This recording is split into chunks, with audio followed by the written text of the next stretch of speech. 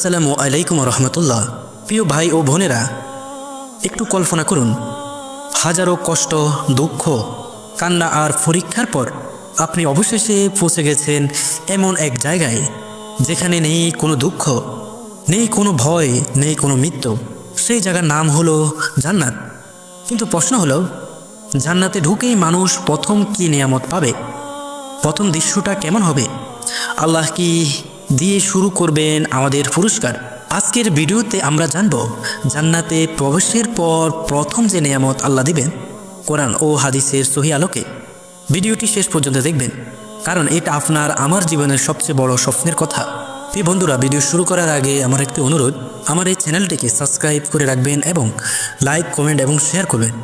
জান্নাতে প্রবেশের মুহূর্তে আল্লাহ তাআলা বলবেন, যারা ঈমান এনেছে এবং সৎকর্ম করেছে তাদেরকে জান্নাতে প্রবেশ করানো হবে, যার নিচে নদী প্রবাহিত। সূরা নিসা আয়াত নং 57।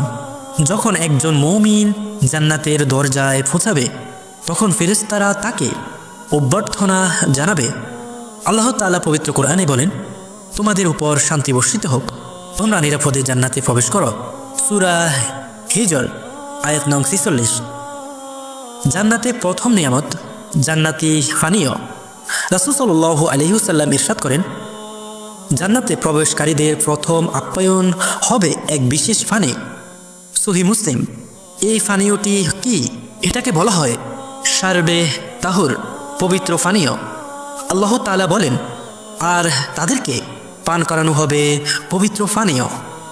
সূরা ইনসান আয়াত নং 21। এই আয়াতের ব্যাখ্যা, এটা কোনো নেশাদার পানীয় নয়, এতে কোনো মাথা ঘোরা নেই, কোনো অপবিত্রতা নেই, বরং এটা হবে শান্তি, আনন্দ ও প্রশান্তির উৎস।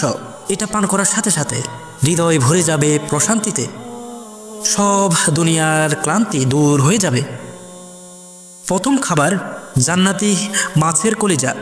রাসূল সাল্লাল্লাহু আলাইহি সাল্লাম বলেছেন, জান্নাতে প্রবেশকারীদের প্রথম খাবার হবে এক বিশাল মাছের কলিজা। সহিহ মুসলিম ও বুখারী। এই মাছ জান্নাতের নদীতে বিচরণ করবে, সাধারণ মাছের মতো নয়, আল্লাহর বিশেষ নিয়ামত।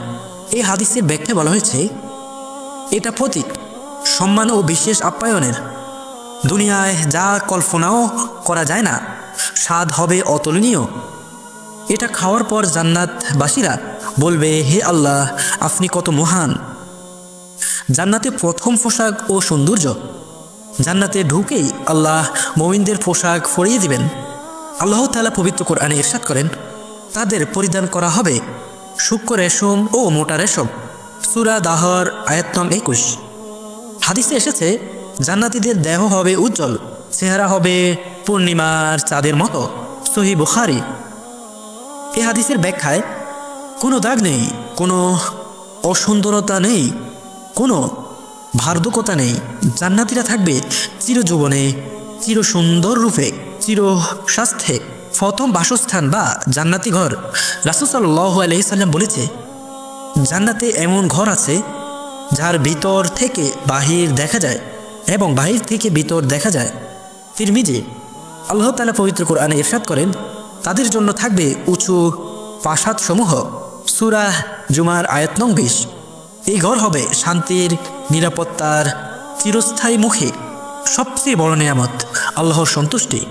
সব নিয়ামতের পর সবচেয়ে বড় যে নিয়ামত দেওয়া হবে, আল্লাহর সন্তুষ্টি। আল্লাহ তাআলা পবিত্র কোরআনে ইরশাদ করে বলেন, আল্লাহ তাদের প্রতি সন্তুষ্ট এবং তারাও আল্লাহর প্রতি সন্তুষ্ট।